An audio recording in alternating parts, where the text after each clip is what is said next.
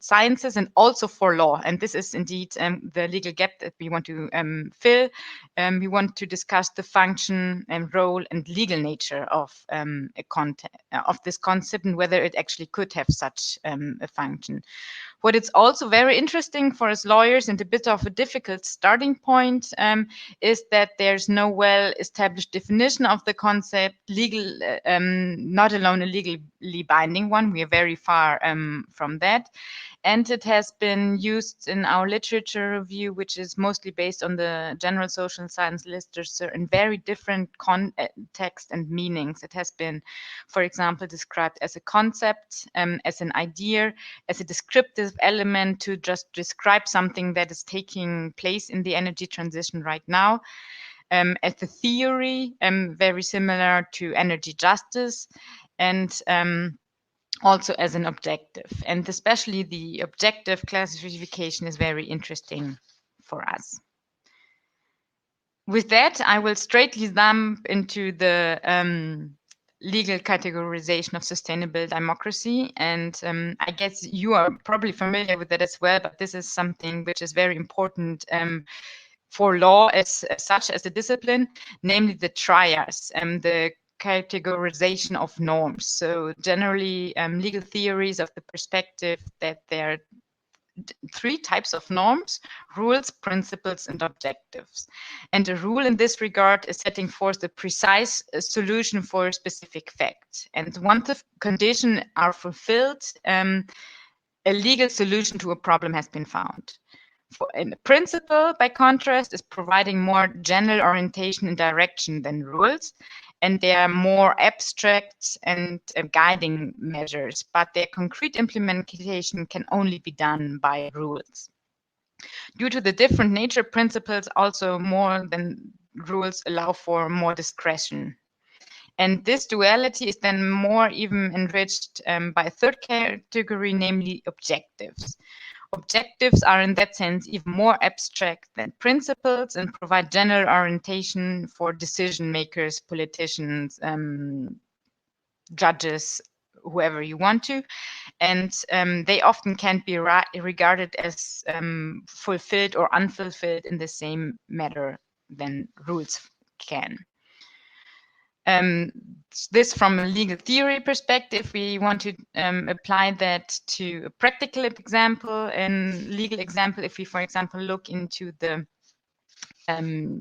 European Treaty of the Functioning of the European Union, which guides how the European Union works in the different policy areas, and we browse to Title 20, where we can find the legal provisions on the environment. There it clearly says, and I hope you can actually read it on the slides, that union policy on the environment shall pursue to the following objectives. So there the objectives are specifically mentioned in the treaties, and you can see a list. There are actually 4 objectives, such as preventing, providing, or actually I can't read it, improving the quality of the environment. So that would be one of the objectives in the environmental area of the European Union. If you look further down, you can also see that for an environmental policy should be based on a specific set of principles, such as the polluter pays principles, but also the precautionary principle or the pollution at source principle. So here we can also see that there's not only a specific objective, but also the principles that should help achieving these objectives are clearly included in the European Treaty. And to get then to the third stage, the rule stage, this would be what we would typically see in the national Umweltgesetze or environmental acts, where those specific principles are put into practice or implemented in the legal sense. So with regard to that categorization in our viewpoint, and actually I forgot to say at the beginning, we are trying to or we have actually just submitted for publication a book on this part, and in this book we suggest that sustainable energy democracy in the legal context should be viewed as an objective. So the highest category of norm, if you want to say so. And we also propose that for the fulfillment of the objective, the guiding principle should be sustainable development. And sustainable development has a strong standing in the European treaties. It is included as a general principle in the Treaty on the European Union and also as a guiding principle in the Treaty of the Functioning European Union. So we already have some legal hook points existing in the treaties for that. And along that line, energy rules should then aim to reconcile the interests of social, economic, and environmental protection needs, and decentralization of the energy sector, improving the procedural and distributive justice of the energy sector, and then hence some guiding rules or how to implement this principle in practice. And with that, this is the theoretical conceptualization or framing of how we see energy democracy in law, at least on the principle and objective level. And now I will give the floor to Ruven, who will explain you how it can be put into practical rules. Thanks.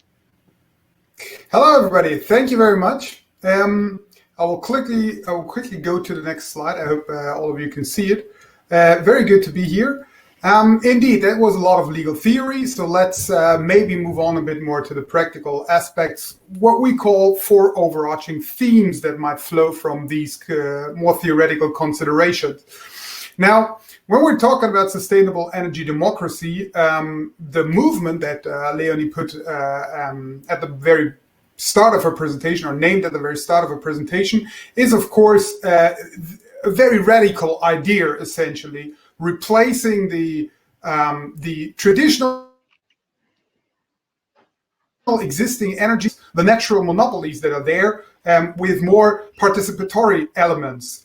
So the idea is to have fair and equitable access to energy for everybody. That's what we would cluster.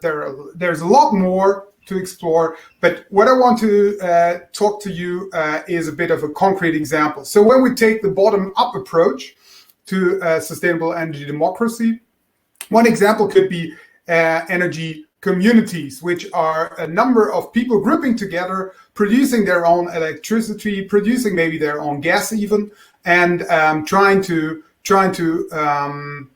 interact with each other and leave the big energy industry, if you will, out of this.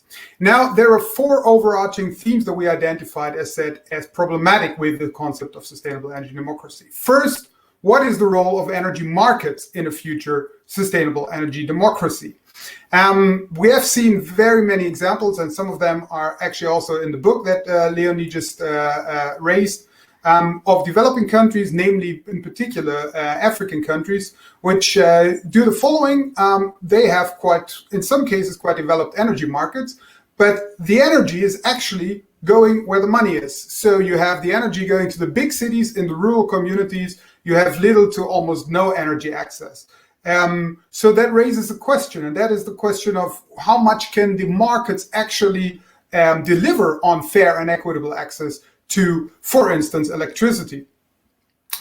If everybody, considering this bottom-up approach that I just lined out, energy communities, if everybody is starting to sort of produce his or her own energy, then there is an argument for essentially a more restricted role for energy markets in the future. But there can also be, and that is the opposite approach, there can also be viewpoints that the markets have a particular role to play in facilitating even that particular change. So the role of energy markets is something that is definitely up for grabs in the future sustainable energy democracy as we would see it. But that leads us to the second point, which is even more interesting, I would say. The question is, of course, in law always, who is allowed to own what?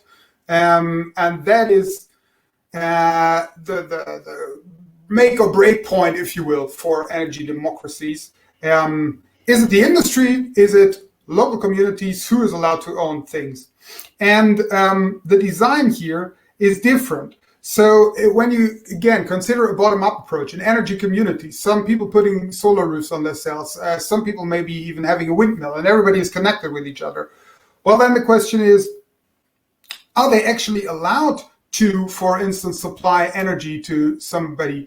Are they allowed to own certain infrastructure that is required for that, cables, pipelines, and so on and so forth? And that differs from one jurisdiction to the other, and it differs quite significantly. In the EU, we just had a new law coming in 1 or 2 years ago under the Clean Energy for All Europeans package, where we now have some more clarity on what energy communities can do and what they can't do. But one of the things that is interesting as well here, when we're talking about ownership, is what is actually the relationship then, again, with a big industry? We have one example in our book, which is quite interesting, industrial symbiosis. In essence, imagine a waste incinerator that uses waste as a fuel, and you get heat, for instance, out of that. They're producing electricity, but you get heat out of it. And then you have a paper mill next to that, which is using the heat. So here you would have an example of a sustainable use of energy, which is nonetheless purely run by industry. So this is what is considered to be an example of industrial symbiosis. How does that sit within this whole setup? And who is actually then allowed to own all of this? Are energy communities, the bottom-up approach, allowed to be part of this? I see Silvio, so I'm quickly making the last 2 points. Community benefits. People are discussing a lot about local that we have heard a bit about in the first presentation, just from the opposite side. Resistance, why there is resistance. Community benefits are one of these things where you want to put up in law to sort of do away with the resistance towards, for instance, a windmill and so on and so forth being put in your backyard, and so the classic stuff. The question is, who is actually the community? Well, in case of windmill, you can just draw a line and say, okay, everybody living within 4 kilometers. How is that when we're offshore? Is it there, if you have an offshore windmill, are these fishermen? Are these the companies that are running their ships via the oceans? Who is actually the community? So that's one question. The second question is, who then needs, once we identify the community, who then needs to sort of provide these benefits? Is this something that private companies need to do? Is it something that energy communities need to do? And are they actually mandatory, or are they voluntary schemes? And this is really different from one jurisdiction again to the other. Final point, the role of trade and the role of international trade in particular. In essence, that's the dichotomy between protectionism and internationalism in trade. And that affects energy communities, and it affects sustainable energy democracy. I think one of the more contentious issues here is local content requirements. So if you put up a windmill somewhere, there might be some legal restrictions saying, for instance, that the cementation, the foundation of this windmill, must be done by a local company. Now, if you are a foreign investor and you're coming there, you have lots of expertise, and you maybe want to ensure that your windmill is actually erected upright in having a good concrete foundation. What there is the interplay, and that's the question. Do we want more windmills to make it very, very over the top? Do we want more windmills, or do we want more benefits for the local industry? That's a classic issue, but it plays out a lot in terms of sustainable energy democracy and the law. So if you want to learn more, then first of all, as Leonie pointed out, there will be a book coming soon. Second, we would be very happy to hear your feedback and to answer any questions that are there. Thank you very much. Thank you very much for these insights. I will start with the first question from your app. Do you expect resistance towards the legal categorization of energy democracy, and, for example, towards the procedural and distribution?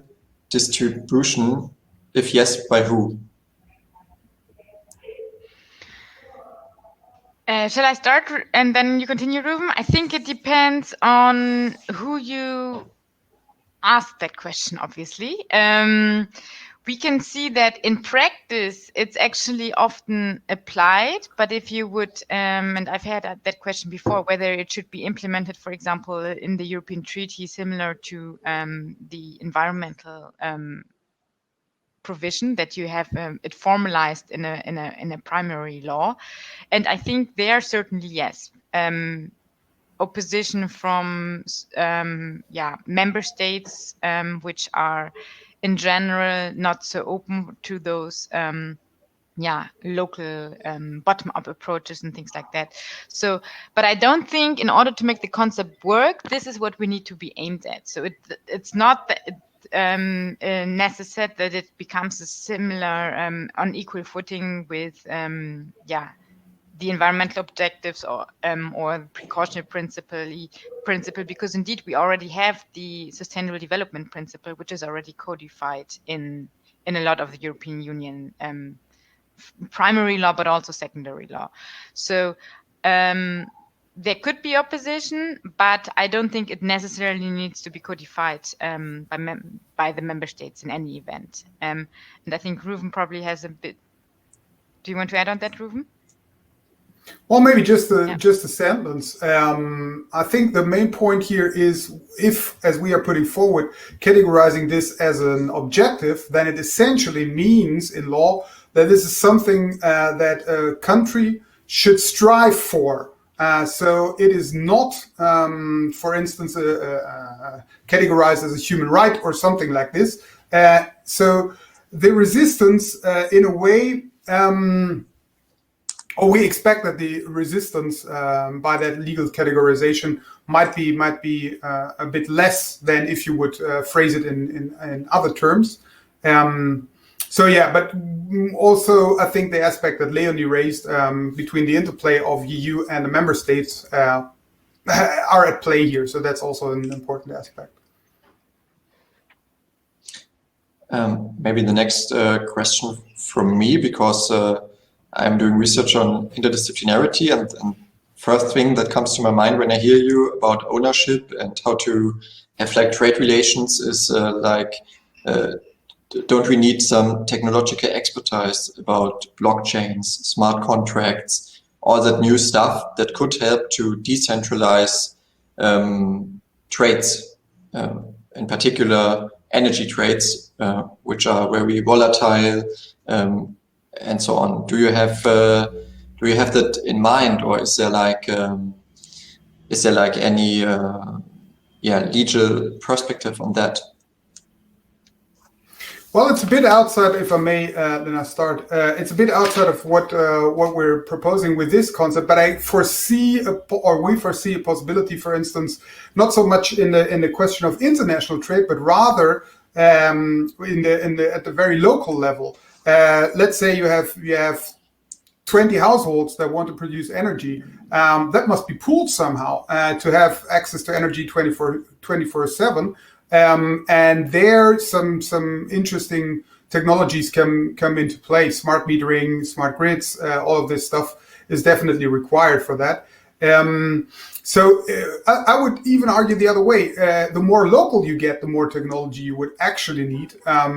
So in terms of trade restrictions, I don't see too much of an issue, because we have sort of a free trade regime in these technologies so far anyway. So that's not really an issue, I would say. I don't know if Leonie wants to add something.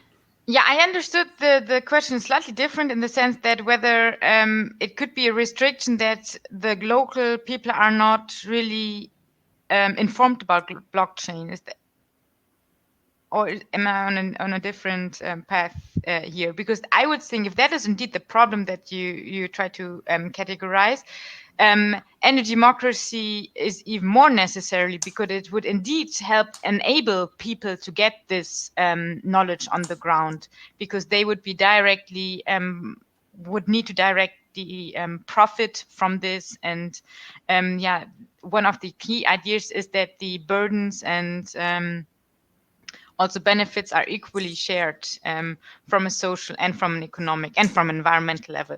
So I think in that sense, energy democracy would be, in order to fulfill the objective of energy democracy, make implementation or educate local residents in those kind of new technologies would be a necessity.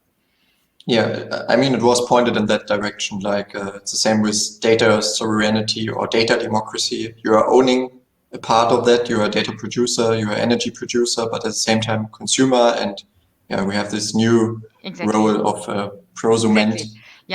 Yeah, indeed. And in order for people to really not to understand their rights also, not and they would need to be trained. And I think energy democracy would mean that those people get that get training or the help, or that it's indeed an equal footing exercise between the big energy companies and the local producers.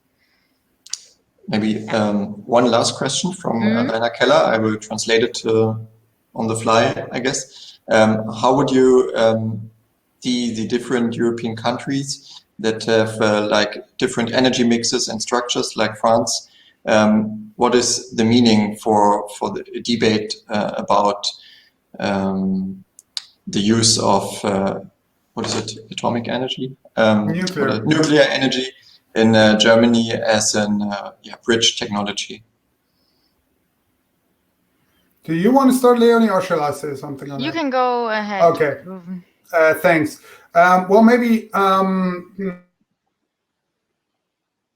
the most concrete example. Indeed, in Germany, we do have a discussion, but also in other countries, actually, that might want to phase out nuclear and are reconsidering at the moment what to do. To have nuclear as bridging technology. If we consider this and really say, okay, we have a bottom-up approach towards energy production as well as transmission and distribution of energy, and ultimately also supply, then unless you take a number of very advanced examples from Russian technology, like very small floating nuclear power plants that could be going here and there. The normal nuclear power plant that people would think of could theoretically also be run, don't be mistaken, by an energy community. However, from a legal point of view, we have, for instance, in European legislation, we have a definition of an energy community as a renewable energy community. Now, people can have a big debate whether or not nuclear is renewable, and that will definitely be affected by the question of how this European legislation is then now implemented into national level.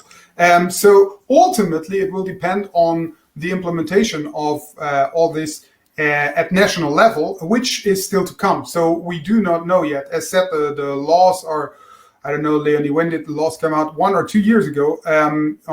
So we still have to wait and see how the individual member states are responding to that. In principle, the European legislation is quite open and quite wide towards also including this. So in essence, I guess, Rainer, the answer to your question is a bit that there is the possibility for every country to adapt the legislation in a way that suits their own energy mixes.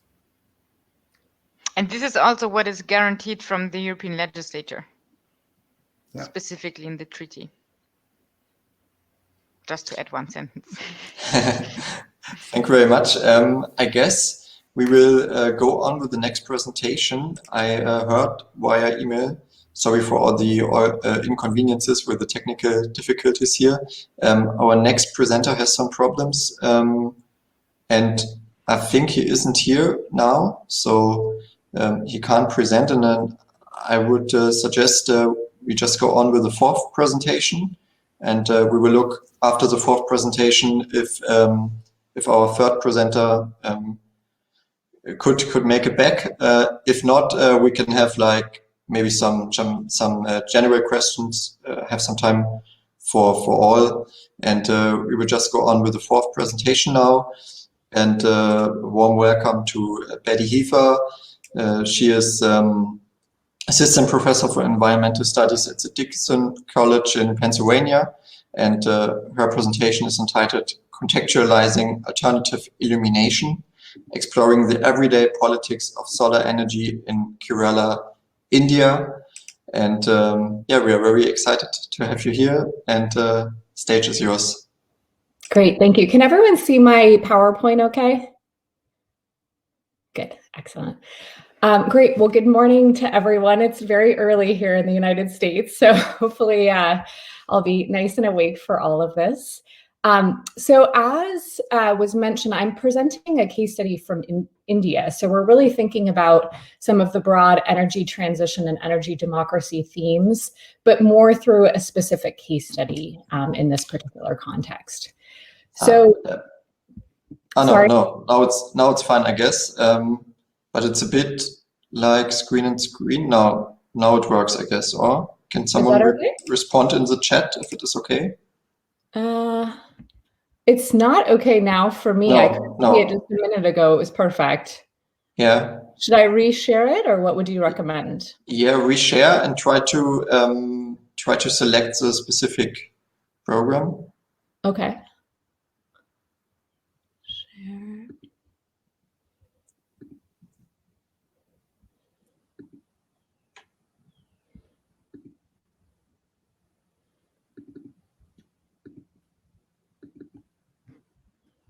Yeah, I think that is fine for everyone. Okay. All right. Perfect. Great. So this research is research that I completed when I was a Fulbright Nehru Research and Professional Excellence Scholar. So I was actually able to live in India for about 4 months, which I hadn't done in a long time since my PhD. And that was a really great opportunity to understand the context for energy transition in India, but also to see on the ground what it means. Colleagues in Norway organized this global transitions special themed issue, and some of the themes that I raised here, not all, are in this global transitions article that I mentioned here. So just to give you an outline of where I'm headed, I want to think about this idea of illumination overall, but also climate goals for India in relation to renewable realities. So there's a lot of aspirational ideas in relation to illumination, but what does that mean on the ground? Then I want to talk about intersectional justice and infrastructure. So not quite as legal as the former presentation, but pulling on some of the same ideas. And then really drawing from the case study in India to illuminate the everyday politics of solar energy infrastructure, who's involved and what challenges there are. And then I want to pull it back up to the national level and really think through what does that mean for India's prospects to have a just energy transition or not. So paths to illumination. Here you see someone in one of the villages that I did research in with a solar lantern, which really provides an important option for people. So energy processes have inherent winners and losers. The introduction of coal or solar infrastructure allows customers to receive electricity, sometimes at lower financial and/or carbon costs. Contradictorily, energy sites may cause harm for those displaced, for workers, and for nearby populations impacted by environmental and social changes associated with the energy production. Additionally, there's no requirement that a new energy site serve populations living without electricity, which number 300 million in India, or about a third of the population. A large amount of the population further endures spotty electricity access with frequent blackouts, which my nation of the US is now facing that as well with our winter storms. So this is the Prime Minister of India, Modi, who's under fire right now because of the agricultural backlash in the nation. He's also a big renewable energy advocate, as you see him here in front of solar panels. But how does advocating for something actually translate on the ground? And is there actually enough behind that, that advocacy that he does? So the infrastructural turn allows us to explore the human consequences of both visible and invisible technical infrastructures. Solar energy infrastructure provides a lens to explore the everyday implications of emerging renewable energy technology. Promoted nationally as a climate-friendly way to power India, there's been a steady increase in solar energy infrastructure in the growing nation. With 60% of India's electricity supply derived from carbon-intensive coal, renewable energy sources such as solar offer the country a form of climate mitigation. India's Prime Minister, as you see here, promised by 2022, so next year, to have 100 gigawatts of grid solar power with impressive growth towards this goal. For example, India's electricity supply consisted of only 2% of renewable energy in 2005 and is now 13% of the nation's overall energy supply. But you can see here from this large coal mine, the country still derives a lot of its electricity from the indigenous coal industry. So the reason that we're seeing a lot of issues, as with elsewhere in the country, in relation to large-scale renewable infrastructure is because of land conflicts associated with this. This is not new in the Indian context. We've seen this around a range of other issues that are land intensive, but it's really come to the fore in terms of what this means on the ground.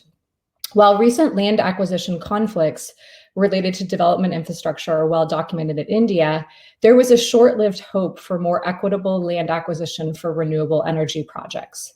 However, altruistic environmental goals to reduce the nation's fossil fuel dependency do not make solar projects immune to repeat land acquisition and uneven development mistakes of the past. Large megawatt solar projects require contiguous land, which is expensive, frequently used for other purposes, and in limited supply in India. And so this is really where we start to think about intersectionality, because although electricity is necessary to improve health, education, and development indicators, injustices are possible throughout the energy extraction, processing, and associated infrastructure. Increasingly evident are the specific renewable energy costs, particularly for indigenous peoples in India, the Adivasis, and for women. In practice, there are frequently disaggregated treatments of energy goals and the development implications of associated infrastructures. And in this research and in the broader book that I'm writing right now on this, I really examine how uneven development infrastructures and the energy transition must be addressed in conjunction rather than in silos. This collective approach provides an intersectional examination of how energy planning, even for climate mitigation and energy transition goals, builds from and exacerbates existing inequalities in India. So when we think about infrastructure, Anand and his co-authors really note how these infrastructures, including electricity lines and water pipes, promise to provide populations with the tools to meet their everyday development needs. They deconstruct how the creation of maintenance or absence of these everyday infrastructures reveal the uneven nature of resource provisioning and access in India. These infrastructures, or their non-existence, determine how people interact and engage in space. How the space is curated shapes the sociality of the communal landscape. And we can really think about these in relation to solar and coal energy infrastructures in particular. This research examines how planners and officials in India, frequently with limited participation from local stakeholders, pursue infrastructure projects from a narrow political perspective not attuned to the land development and social implications of their interventions. I examine this intersectional energy infrastructure in relation to gender, caste, education, and socioeconomic levels. In the case detailed here, solar energy infrastructure is viewed as a planning tool, which may be placed in any land that is deemed barren or backwards, but in reality, those lands are being used by people in particular ways. So this shows you where Kerala is in India on the southern coast, has had high levels of climate change related flooding and a lot of other issues associated with the state, but it's also home to a potential large solar park, which has been reduced greatly in size. So I completed ethnographic research for this work. I completed 110 semi-structured interviews. I engaged in participant observation by attending various solar energy and climate change related conferences. I also interviewed did 22 semi-structured interviews as well, which were a little bit more specific. And then I completed a text analysis of government documents, reports, NGO materials, news coverage, and corporate materials. And a lot of what I found was not what I expected to find, but it kind of is based on this Kerala energy policy of 2013, which mandates that Adivasis or indigenous people should have land reservations. They should be included in a meaningful way, and they should be allowed to have continued agricultural use and a revenue sharing mechanism. In practice, we're not really seeing any of this happen, predominantly because a lot of the indigenous people don't have legal land rights, which goes back historically to the formation of this particular state. So again, we see how those uneven historical land patterns are really shaping the future or lack thereof of renewable energy in this particular geography of India. So the particular Kasaragod solar park that I looked at is in the far northern part of the state, again on the coast of the Indian Ocean. And this particular solar park ended up only being 50 megawatts. It was supposed to be 200 megawatts. It was supposed to be the banner project for the state. But there was heavy community and local opposition, predominantly from the Communist Party of India Marxist. Kerala is a very interesting state because pretty much in every other election, the Communist Party is actually elected democratically, which is really interesting. And in this particular locality, they happen to represent the local governance structure and opposed to this project for a range of reasons. So this really kind of comes down to the politics of land reform, as I mentioned. So we have 72% of indigenous people or Adivasis in Kerala are landless. And so again, if people lack land title, when an official infrastructure project is coming in, they're not going to have the legality in order to stake a claim to get money or revenue sharing mechanisms from a particular project. So the government of India concluded that the Adivasis of Kerala appear to be struggling with meager access to basic resources, particularly land, as is evident from the numerous ongoing land struggles. And so again, this provides the context for renewable energy in the state and the nation more broadly. So where do energy infrastructure projects end up coming up, and how does that end up disproportionately affecting Adivasis? So this solar park that I was studying was part of a broader green energy corridor, which sounds great thinking about the energy transition. But again, it was really done in kind of isolation and not with any sort of development indicators. Local politicians, namely the District Development Committee, used the kind of narratives that this was going to lead the district into the light, both figuratively and actually in terms of bringing illumination, but they also were arguing that this would bring development. And when the project was scaled back, they said it was a big loss for the area, although people that were able to get their land back would not argue so. The solar project promised, as with other large-scale infrastructure, free or reduced electricity and the opportunity for land reform. In practice, through my interviews with local stakeholders, none of these things were realized.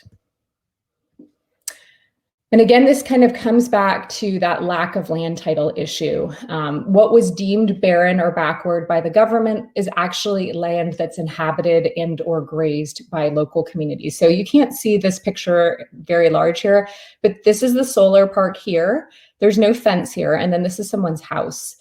So you can think about that land they might have previously used to graze animals, for agricultural purposes, for other reasons. So one of the people I interviewed said, we've lost our small piece of land because of this project. So people that are already economically and socially facing challenges in that particular society are further disenfranchised by a project like this. So this woman here, you can see her simple shack behind her, and she's actually using some of the boxes from the solar panels, which come from South Korea, to reinforce her house here, which I thought was really ironic, but you know, just interesting how she was sort of using some of those resources to help support her house.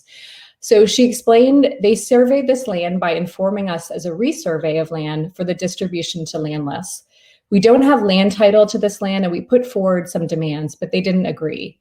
This area is a highly populated area, and it is an Adivasi settlement. Because of protests, they left now. So again, they were successful in reducing the size of that project, but it still is there. And I think what this really represents in a lot of ways is the political power at the local level to stop renewable energy projects if they're not aligned with local development needs. And this is really important because, again, as I started the presentation with, the central government of India has very large goals and it has a large energy transition plan, predominantly driven by climate goals. And if they're not able to ensure that projects are meeting local needs, they're not going to be able to achieve their broad goals to shift to renewable energy sources. So the local governance, in this case, it's called the Panchayat, blocked further land acquisition. And in 2017, the Kerala revenue minister, who's at the state level, said no new land will be made available for the project. So again, the local political structure ended up kind of dictating to both the state and the central government what could be done on this. And as a result, the central government canceled a project subsidy, which was worth $3.5 million US, basically making this project not possible. So what we can understand is that the changing nature and forms of energy infrastructure have profound daily impacts on spaces, people, objects, and social connections. The Kasaragod solar project that I featured here and other recent documented cases in the Indian states of Gujarat and Rajasthan continue the recent pattern of renewable energy efforts, furthering the deep-seated inequities associated with energy access and development. Given this emerging empirical evidence of injustices, solar infrastructure should be approached not as an isolated climate change mitigation initiative, but should be actualized as a broader intersectional opportunity to acknowledge the historical uneven nature of land reforms and to understand the role of energy in development. The social and resource access implications of the solar infrastructure stand in stark contrast to the promises of cheap or free electricity and land reforms. Sylvia, I have one more slide, if that's okay time-wise. Okay. So really thinking through this example of a thwarted solar park in Kasaragod, it really represents future and current stumbling blocks for large-scale renewables if India is not able to secure the land necessary to transition from fossil fuel dependency and to illuminate the nation. A just decarbonizing energy transition will require a comprehensive examination of the energy source, materials, labor, access, development implications, stakeholder engagement, and the politics associated with building, maintaining, accessing, and handling the waste associated with the energy system. This is really a whole system and life cycle approach, and one that requires a lot of money and a lot of resources to carry through.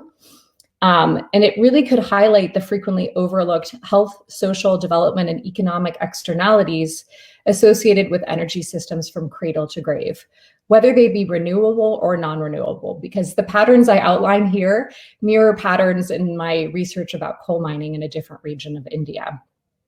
India can work towards a just energy transition by acknowledging past development inequalities, integrating development and renewable energy goals, and meaningfully engaging energy frontline communities in the planning and operation of energy projects. These are the first steps towards just illumination for all in India. Thank you. Thank you very much. Very insightful from India. And I think all three presentations really showed some similarities, even though they are concerned with different countries and even different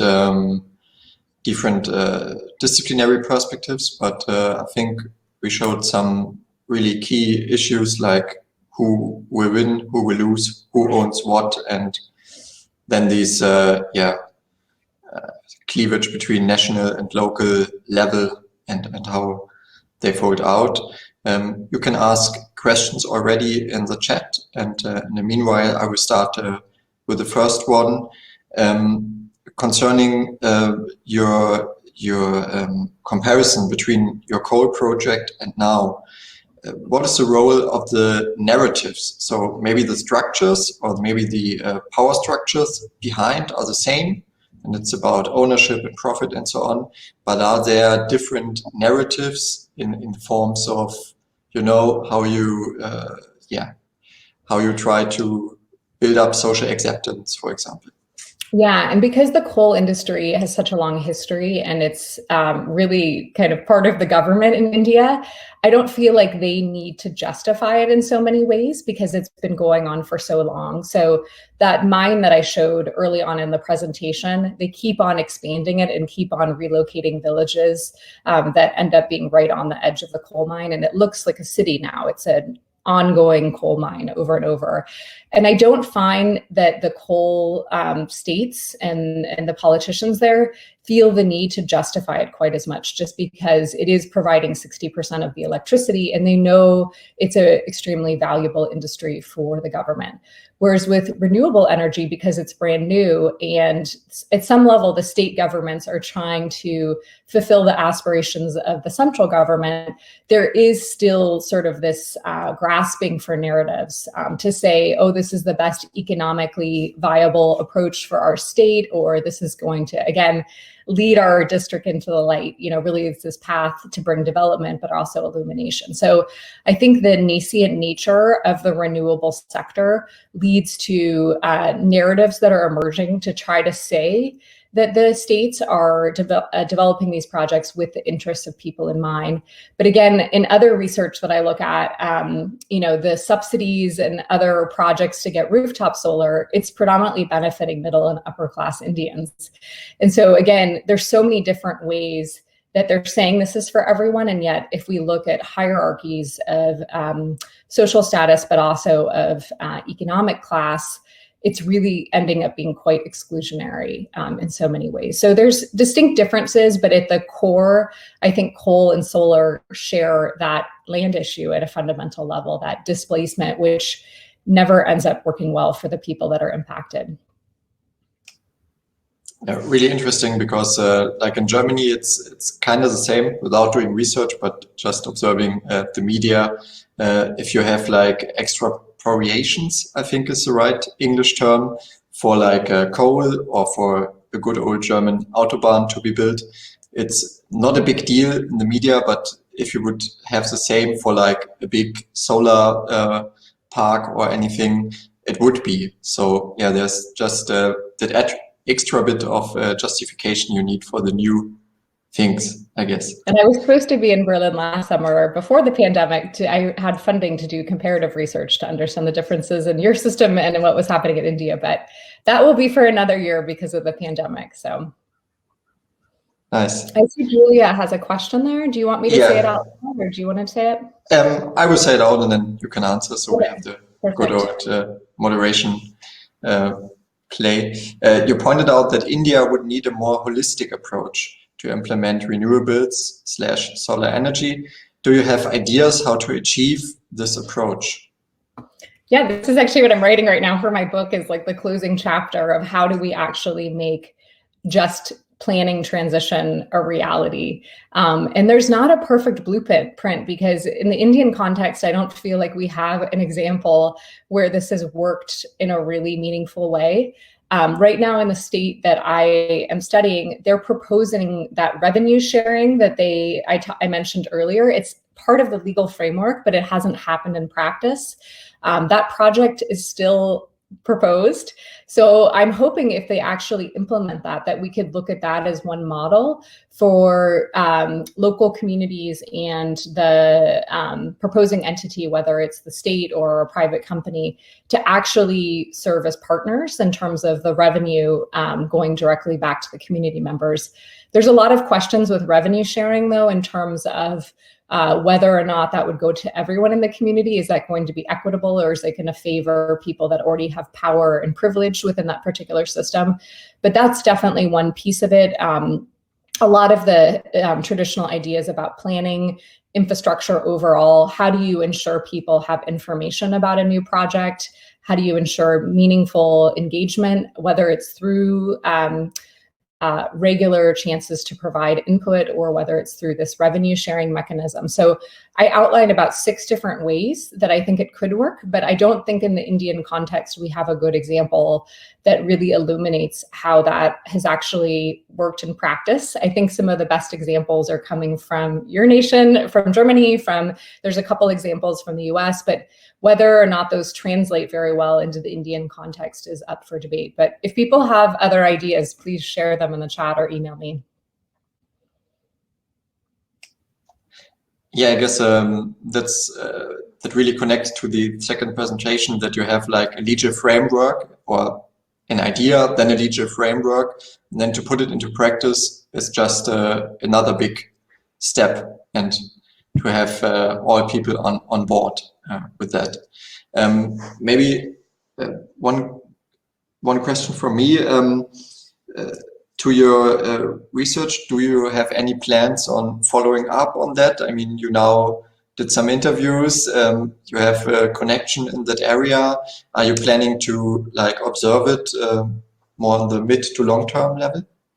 Of course, but as with COVID, and everyone in this group, I'm sure, has the same problems. The German kind of comparative look was the next step, but that one is going to go on hold. And then I'm not able to travel to India right now, but I'm still in contact and co-writing a paper with a planner in Kerala, kind of looking more broadly at climate change planning, just because the state actually had a major flood when I lived there, like a 100-year flood, which is becoming not every 100 years, but much more regular. So I'm in contact with folks there, but I don't think I'm going to be able to travel there, I would guess, for another year now. So I think it's more trying to pull together what I have, staying in connection with what is happening. And then I'm going to just have to see, I don't know how COVID is going to end up changing all of our research trajectories long term, because I would end up going there about every 6 to 12 months. And then I lived there for that period. That was 2 years ago. But now I just am not really sure how it's going to proceed. So we'll see.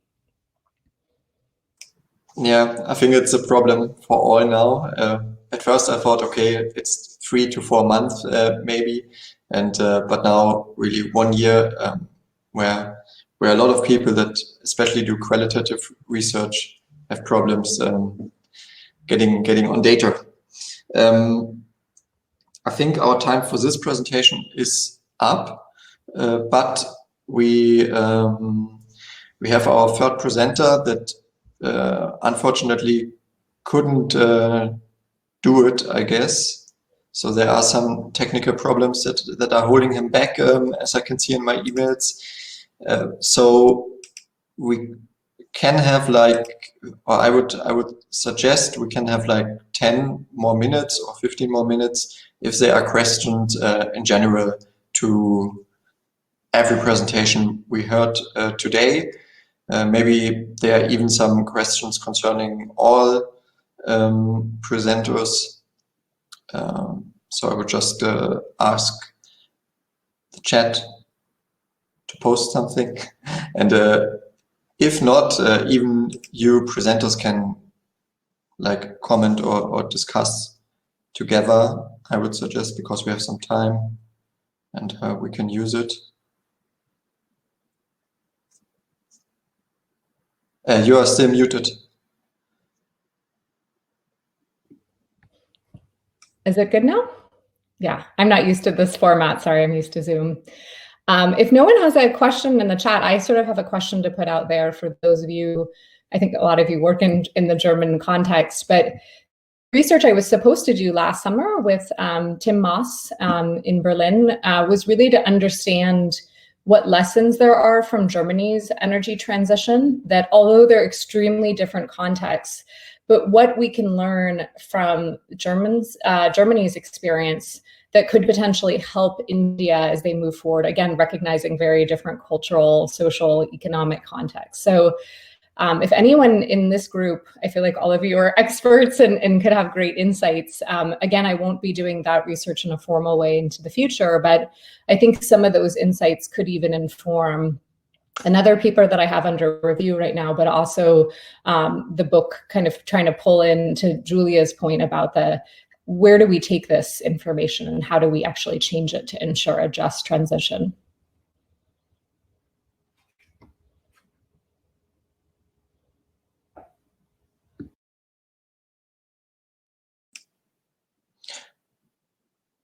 Yeah, maybe to the other speakers here, you can just yeah, answer with camera and a microphone, I guess. We have 3 people left in the audience, so you can answer via chat and I can read it out. From my perspective, I'm doing my PhD in science studies concerned with interdisciplinarity. So I have more like a meta perspective on this, and I'm not an expert in energy transition in particular, but I'm observing like all these things, energy transition, digitalization of society, and even some studies on all these big global issues like poverty and so on. And there are definitely some similarities even for science in itself, I would guess. So there's often like a very disciplinary approach in advising politicians and in consulting them. And maybe one way I would suggest is to have more to do disciplinary research, but to have like interdisciplinary connections, and then like have interdisciplinary consultancy you give to politicians, because oftentimes then you have more like a holistic or complete. It's not really complete, but you can at least have an illusion of a complete solution for politicians, and then it's more attractive for them. Okay, so but Bastian. Yeah, I may add something to you in order to try to answer the question you asked. It's a bit sad, but Rainer Keller had to leave early because he conducted an interview with an actor of the German solar energy sector, so could have helped. But from what I know, economically speaking, the takeover by Chinese enterprises in the solar market influenced the outcome, I think, of this transition, because the German initiatives were in the end more expensive than the Chinese ones, and you had a kind of, so first the solar panels began to come more and more from China to Germany, and then the German engineers themselves began to move to China in order to work for the Chinese companies. So maybe I think something interesting from what I see, but I'm not specializing in solar energy, is the way the liberalization process may have influenced the becoming of the market.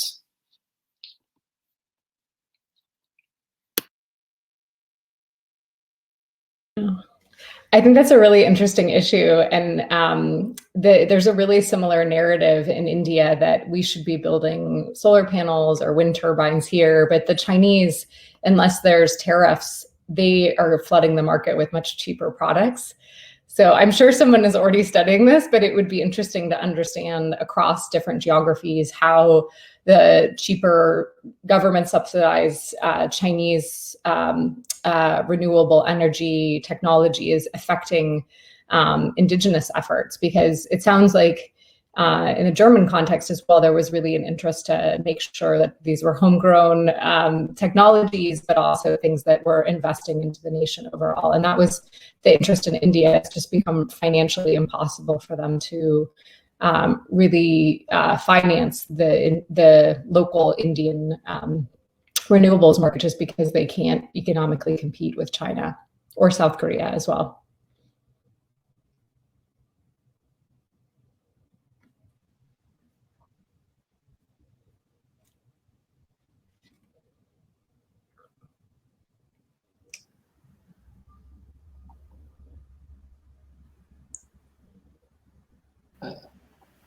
Ruven and Leonor, you want to add something?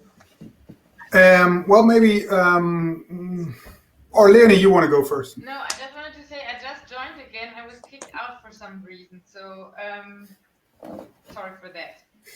Well, then maybe I can say 2 or 3 things on the question. The point is what we've seen, if we take the legal perspective again into account with the German energy transition, is a bit the classic stuff. So don't keep changing your regulatory framework around.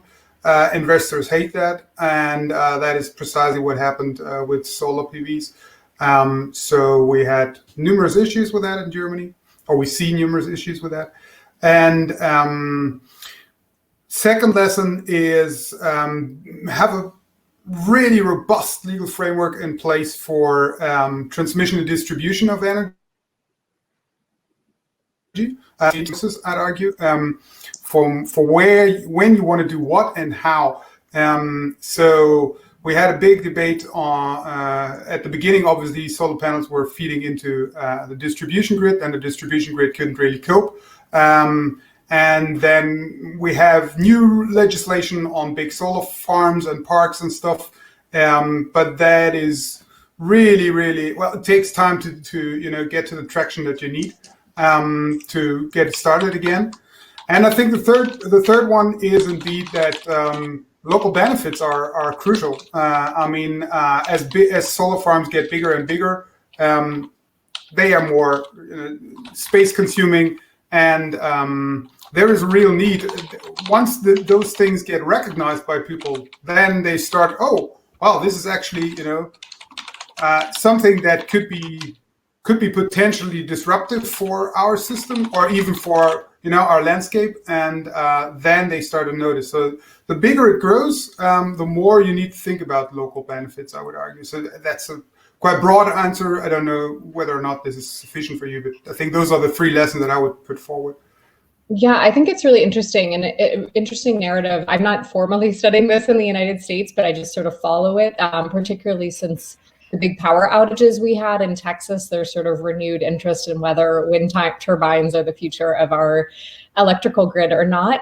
But they've done some interesting farmer interviews from other states, and people were saying things like, I never liked renewables. I thought it was only for green people, but they're getting revenue from having it on their agricultural land. And for people that are facing economic downturn right now in so many ways, our agricultural sector is really challenged in the United States.